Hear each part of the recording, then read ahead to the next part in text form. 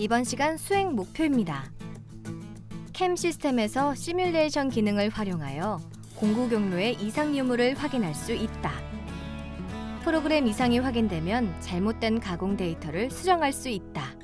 입니다.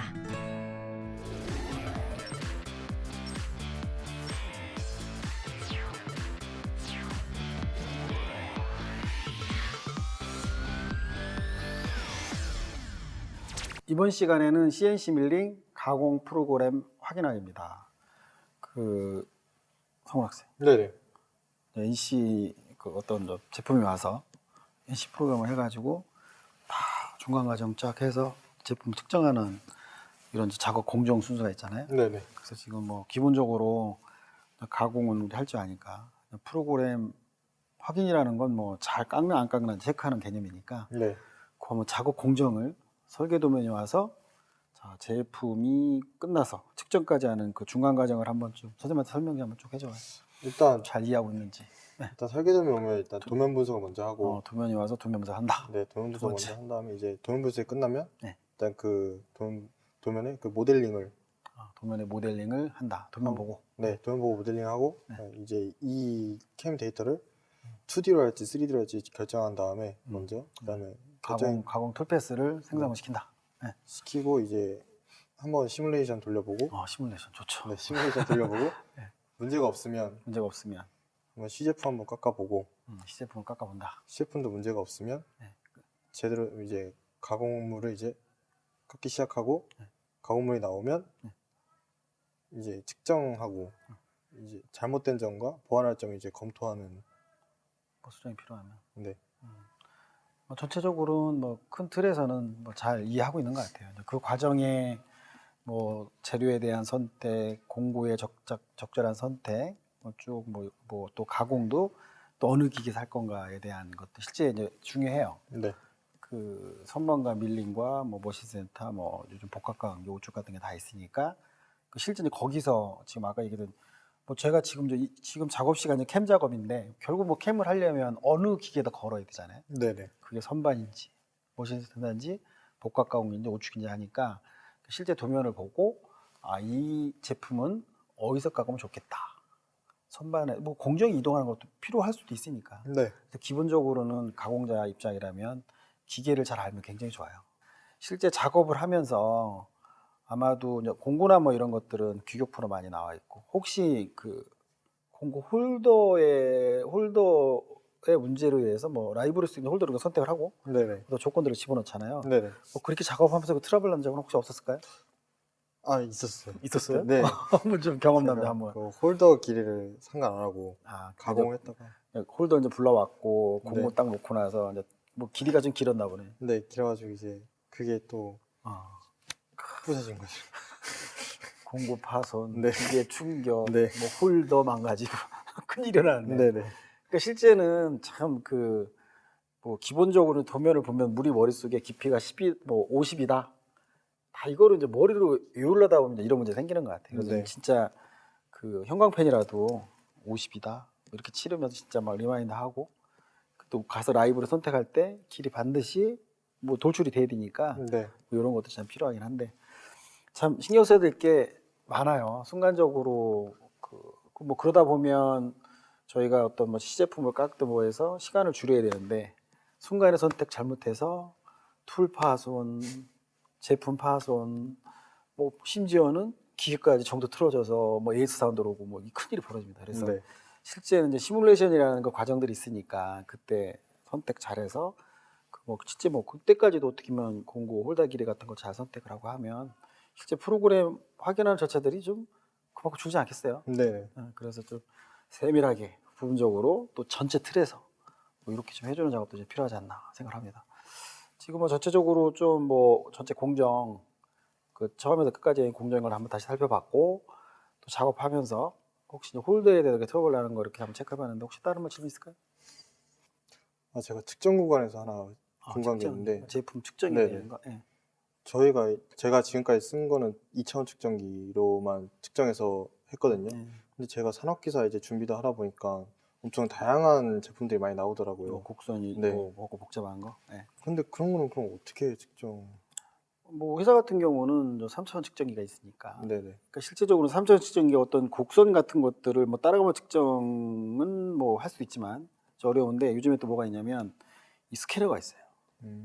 예를 들어 스캐너가 레이저 스캐너인데 그 형상 비슷하게 해서 이렇게 쭉 따라가면 그 전체 모델링을 똑같이 3D 모델하고 할 수가 있어요. 그러니까 결국 뭐 검증할 수 있는 것도 되죠. 네. 물론 뭐 우리가 이렇게 비접식이나 접촉식 뭐 3차 측정기를 가지고 부분적으로 높이 체크와 그 곡선의 체크 같은 것들 간섭 체크들은 가능한데 네. 요즘에 또 디테일하게 또 이렇게 그거를 이제 리버스 엔지니어에서 역설계라고도 하는데 그게 역으로 가공과 또 검증이 돼요.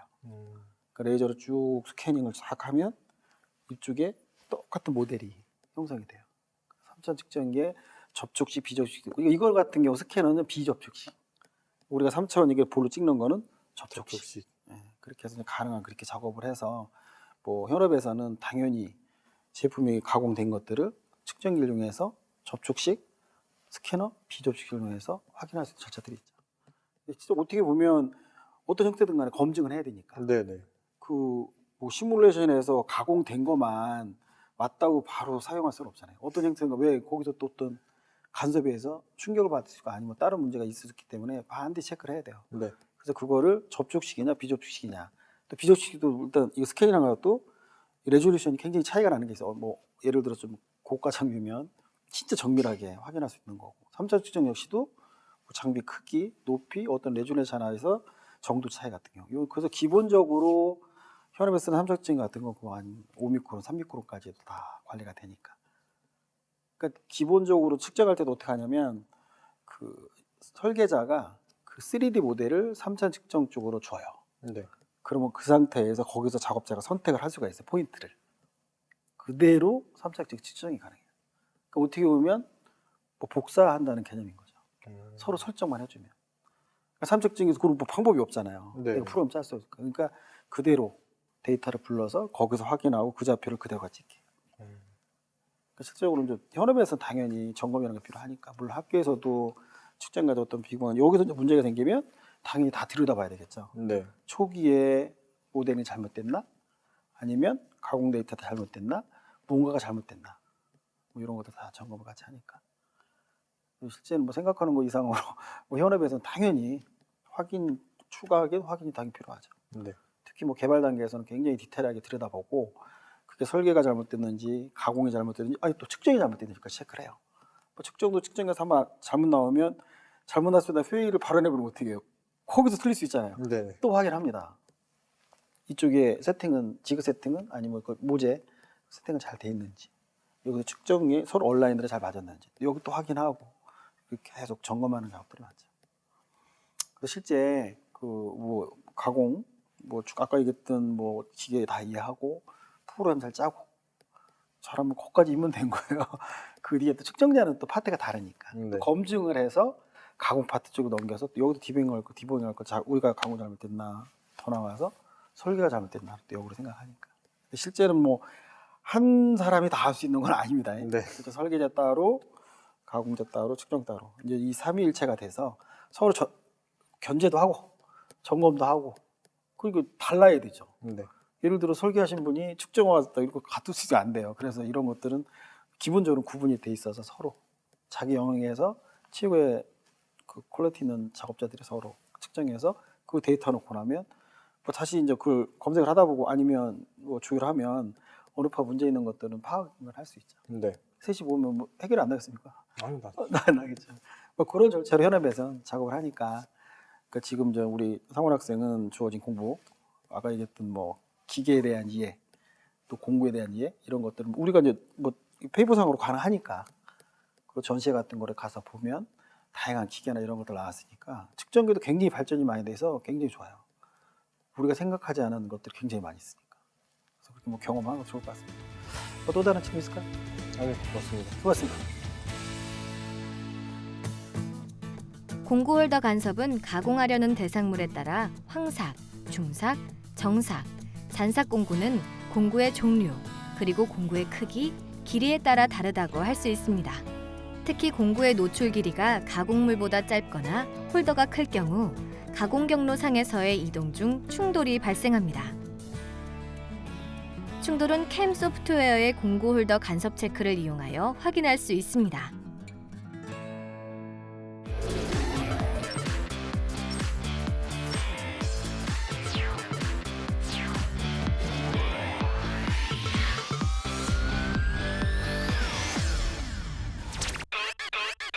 컴퓨터 응용 가공 산업 기사를 꿈꾸는 두 친구의 피할 수 없는 대결.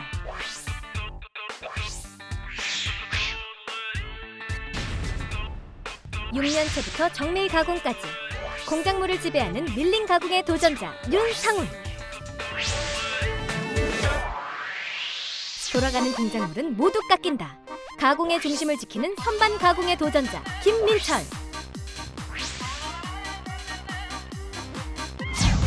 과연 오늘의 승자는 누구? 첫 번째 문제입니다. 머시닝 센터에서 많이 사용하지만 CNC 밀링에서는 기능이 수행되지 않는 N 기능은 1번 M03, 2번 M04, 3번 M05, 4번 M06. 정답 4. 뭐야? 해보자. 뭐지? 정답 2번 하겠습니다. 틀렸습니다. 정답 1번 하겠습니다. 틀렸습니다. 4번이 M06이라고 했죠. 3번이 M05라고 그랬죠. 네, 정답 4번 하겠습니다. 정답! M06은 공구 교환을 수행하는 CNC 밀링에서는 기능이 수행되지 않는다고 합니다. CNC 밀링이면 ATC가 없는 기계가 CNC 밀링입니다. 모르잖아. 머시닝 센터의 공구 보정에 대한 설명 중 틀린 것은 1번 프로그램에 의한 보정량의 입력은 G20, P, R 세미콜론이다. 2번 G40 기능은 공구지름 보정 취소이다. 3번 공구 길이 보정 준비 기능은 G43, G44이다. 4번 G42는 공구지름 우측 보정 기능이다. 정답 1번 하겠습니다. 정답! 공구지름 보정은 G40, G41, G42가 사용되고 공구 길이 보정은 G43, G44, G49가 사용됩니다. 다음 문제입니다. 머시닝 센터 프로그램 G83, G91, G99, X, Y, Z, R, Q, F, K에서 Q는 무엇을 의미하는가? 1번 반복 횟수, 2번 복귀점의 위치, 3번 이송 속도, 4번 매회 절입량. 정답 먼저 뭐지? 이거 헷갈리는데. 진짜 이거 2번에 4번인데 4번 하겠습니다. 정답! 저 4번 할래 했거든. 2번에 4번인데 4번이었어. 진짜 헷갈렸어 이거. Q는 가너리송 시 매 절입 깊이, Z축을 의미합니다. 4번 하다가 진짜 헷갈렸어. 아닌 것 같아서. 다음 문제입니다. 솔리드 모델이 저장되는 데이터 구조가 아닌 것은 1번 CSG 리프레젠테이션, 2번 바운더리 리프레젠테이션, 3번 셀 디컴포지션. I got it. Number 3. 틀렸습니다. 4번 트위킹 지오메트리. 정답 4번 하겠습니다. 정답! 뭐 3번이라고? 솔리드 모델이 저장되는 데이터 구조는 CSG 리프레젠테이션, 바운더리 리프레젠테이션, 셀 디컴포지션이 있습니다. 다음 문제입니다. 캠 시스템에서 후 처리의 설명으로 맞는 것은 1번 곡선 또는 곡면을 형상 모델링하는 것을 말한다. 2번 곡선 또는 곡면의 형상 모델링한 후 CL 데이터를 생성하는 것을 말한다. 3번 곡선 또는 곡면의 CL 데이터를 공작기계가 인식할 수 있는 NC코드로 변환시키는 것을 말한다. 정답 3번 하겠습니다. 정답! 후 처리는 캠 시스템으로 만든 부품 형상을 바탕으로 CNC 공작기계의 가공 정보를 산출하는 프로그램입니다. 다음 문제입니다. 곡면을 가공할 때 볼 앤드 밀이 지나가고 남은 흔적을 말하며 공간의 간격에 따라 높이가 달라지게 되는 것은 1번 패스, 2번 랭스, 3번 피치, 4번 커습. 정답 4번 하겠습니다. 정답! 우리 3번 아니잖아 딱 봐도.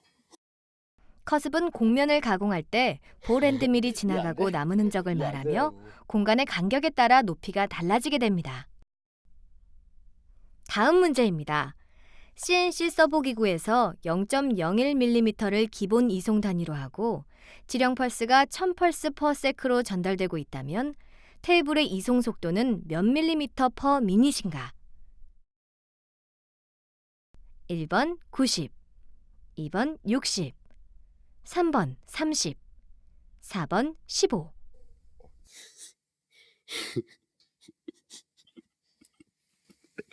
정답 2번 하겠습니다. 정답!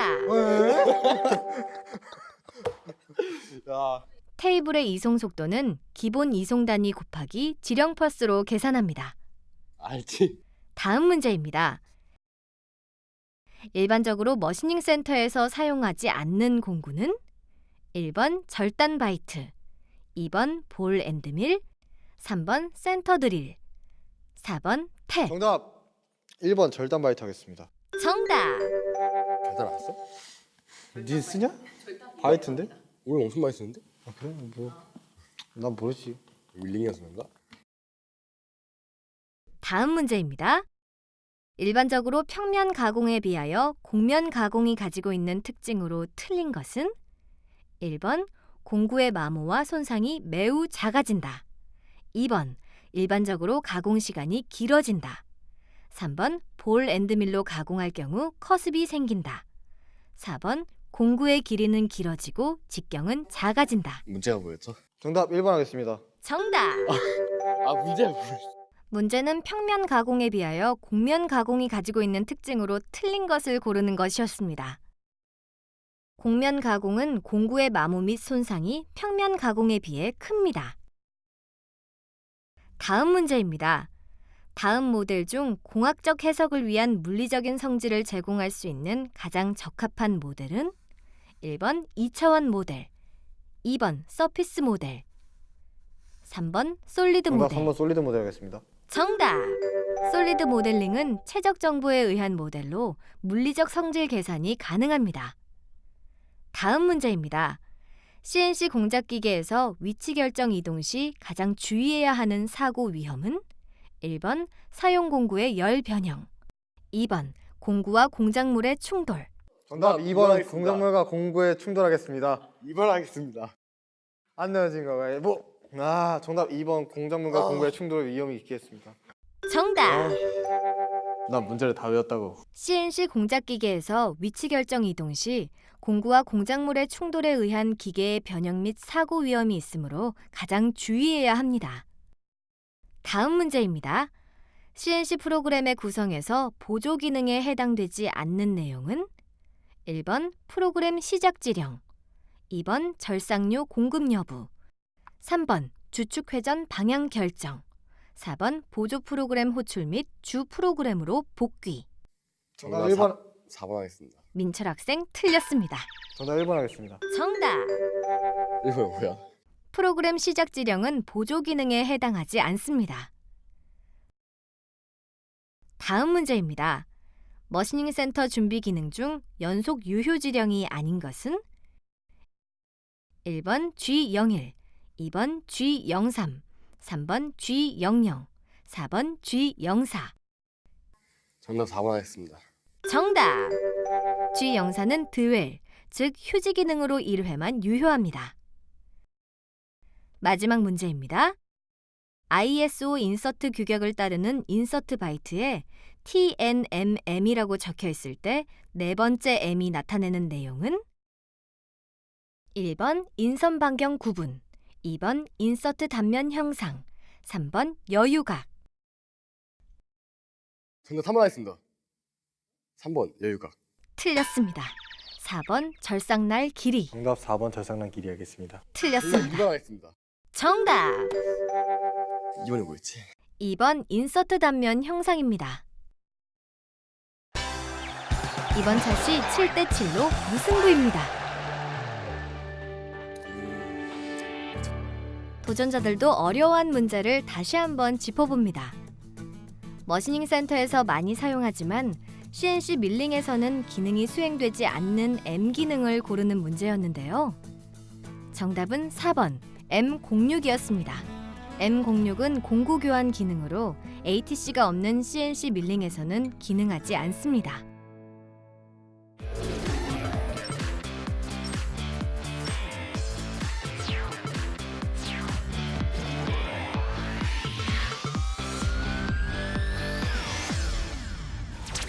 이번 시간엔 캠 프로그램 확인하기입니다. 성훈 학생, 네네. 지금 화면에 좀 경사가 있고 네. 뭐 면도 경사가 있고 전체가 또 경사가 있고 또 코너 있는 걸 했는데 네. 한번 지금 여기도 항삭할 때는 지금 어느 모드를 항상할 때는 예, 이렇게 보면 포켓 페이싱, 포켓 베이싱하고 이제 윤곽 램프 기능을 이용해서 들어가고 공명 항상은 포켓 가공이랑 평행 가공, 그 스켈롭이라는 그 가공 방법을 썼어요. 근데 지금 아까 이제 같이 이제 시뮬레이션 해보면서 이제 데이터 용량이 이제 좀 크잖아요. 네네. 그래서 뭐 전 시간에 잠깐 얘기했듯이 캠이라는 거는 이제 포인트를 이제 포인트의 그 이동이 포인트예요. 그러다 보니까 이제 데이터가 굉장히 커지죠. 네. 그래서 지금 우리가 그 한번 이거 이제 상훈 학생 한 거를 네. 시뮬레이션 하고 인데이터 추출해가지고 한번 깎아볼 건데 네네. 지금 장비가 이제 DNC 가공은 안 되고 네. USB를 통해서 장비가 받아줄 수 있는 용량이 이제 1메가쯤 되는데 아까 상훈 학생이 그 공면 정삭 평행 가공을 엔데밀로 하니까 뭐 한 4.5가 나왔어요. 네네. 엄청 크게 나왔어요. 그러면 저 장비도 어떻게 깎을 수 있나요? 그럼 못 깎죠. 못 깎지. 네. 그거 어떻게 해야 되나요? 그거 어떻게 해야 될까요?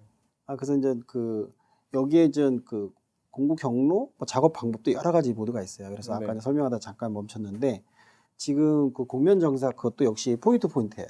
볼앤드밀이 점 하나 갔을 때, 그러니까 그 미세한 점들이 막 연결돼가지고 어마어마한 이 점들이 연결되니까 네. 데이터가 이제 4.5가 나왔는데 이제 이럴 때는 물론 뭐 지금 이제 마스터캠하고 뭐 제가 저가 썼던 거는 이제 프로파일 가공이라는 게 있어요. 근데 여기 이제 찾아보니까 여기서는 등고선 가공이라고 돼 있더라고. 그러니까 등고선 가공 뭐냐면 지금 예를 들어서 우리가 지금 공면 정삭을 하게 되면 다 포인트가 점이 연결되면서 그 포인트가 데이터로 나오니까 커지는데 네. 등고선이나 프로파일 가공하게 되면 가능한 원이 끝나는 점은 G02, G03을 해서 아마도 지금 4메가짜리가 뭐 한 500K? 400K. 그렇게 작업하시는데 물론 뭐 거기도 일단 그 이동하는 피치 조정에 대한 것들이 있겠죠. 근데 실제는 데이터를 이렇게 줄이는 방법인데 그리고 이제 그거 같은 게 끊어지지가 않아요. 부드러우니까. 그러니까 실제는 이제 파이널 같은 거 할 때 네. 지금 평면에서는 그게 효용이 없는데 공면과 코너 같은 경우는 되게 유용하니까. 그래서 한번 등고선 가공을 한번 선택해서 한번 해볼까요? 네. 예. 그래서 그 나온 데이터를 텍스트 데이터를 보게 되면 그게 점인지 지공인지를 눈으로 확인할 수 있으면 좀 좋겠죠. 툴패스 선택창에서 정삭의 등고선 가공을 선택합니다. 가공 조건을 입력하고 완성된 툴패스가 생성되는 것을 확인합니다. 등고선 가공 방법을 이용하면 모델의 쉘로우 영역에 적당하지 않은 툴패스가 생성됩니다. 제 시뮬레이션 마무리된 것 같습니다. 잘 된 것 같아요. 네네. 그러면 저 데이터 NC 데이터 추출하고 네네. 뭐 수고하셨습니다. 뭐 질문 있습니까? 아니 없습니다. 수고하셨습니다. 데이터 전송 오류는 기계와 컴퓨터가 통신을 할 때 파라미터 문제와 케이블 문제, NC 데이터 분량 문제로 크게 나뉘어 볼 수가 있습니다. 기계와 컴퓨터와의 통신 관계를 이해하고 전송을 해야 합니다. 가공 경로를 생성할 때 NC 좌표의 수치나 코드에 문제가 발생하면 가공품의 분량, 그리고 충돌에 의한 제품의 분량이 원인이 됩니다. 오류나 알람이 발생하였을 경우에는 공구 경로 검증과 시뮬레이션을 하고 기계에서 다시 경로 확인을 합니다.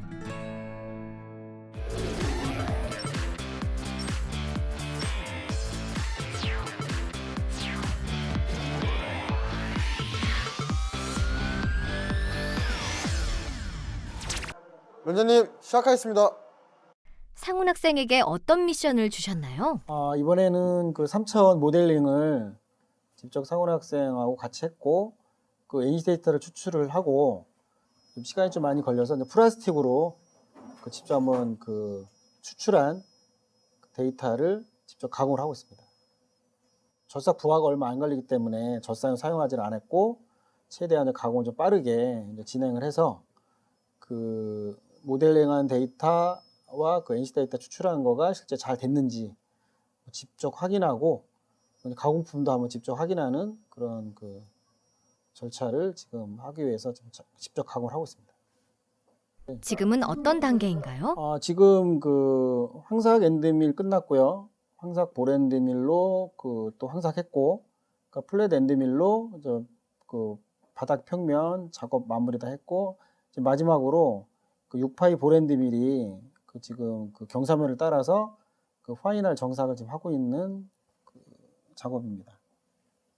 이 작업이 이제 밑에 그 지금 경사지는 내려가면 그 모든 작업들이 이제 다 마무리되는 거죠. 원장님 끝났습니다. 전체적으로 뭐 잘 깎인 것 같고요. 한번 또 나가서 육안으로 보면서 뭐 약간 피치 같은 걸 좀 거칠게 해가지고 혹시 거친 면이 있으면 상훈 학생 같이 하고 어떻게 이제 대처를 할 건가 이런 얘기를 같이 한번 나눠보면 될 것 같은데 뭐 전체적으로 뭐 가공까지 잘 마무리된 것 같습니다. 상훈 학생 잘 마무리했나요? 네네 다 끝났습니다. 자 이거 보고 본인이 그 부족한 거 한번 설명 좀 해보세요. 일단 네. 면이 좀 안 이쁘게 나왔어요. 어디가요? 이 위에 최상단 부분이 위에 그래 위에가 면이 잘 안 좋게 나왔다. 또 다른 거. 이제 좀 가공 시간을 줄이려다 보니까 너무 무리한 작업을 했다고 생각합니다. 그래서 좀 거칠다. 네, 그래서 좀 많이 거칠게. 지금 거기에 이제 피치 조정하면 된다고 치고 이 상면은 왜 이렇게 됐을까요?